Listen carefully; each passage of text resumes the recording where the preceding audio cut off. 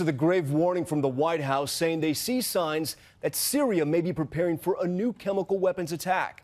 You will remember this one in April that killed scores of civilians, including children. That attack prompted a U.S. missile strike on a Syrian airbase. And tonight the White House saying there will be consequences if Syria conducts another mass murder. Here's ABC's senior White House correspondent Cecilia Vega. Inside the Oval Office today, cameras invited in to see the president and members of his national security team. Congratulations on your great victory. Huddled for a phone call with the Prime Minister of Ireland.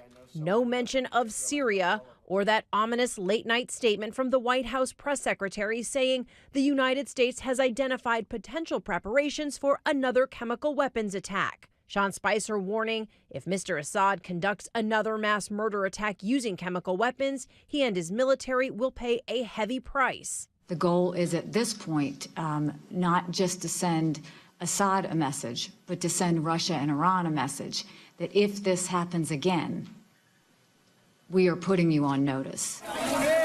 The Pentagon now pointing to that chemical attack in April. More than 80 innocent civilians killed, many of them children. I will tell you that attack on children yesterday had a big impact on me.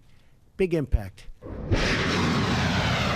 The U.S. retaliated with a missile strike on an airfield, the very spot where U.S. officials now believe preparations for another chemical attack are underway. The Syrian government quick to dismiss the allegations. But from Bashar al-Assad today, a display of military might. New video showing him climbing into the cockpit of a Russian warplane. And now Russia is condemning the new warning from the White House as unacceptable.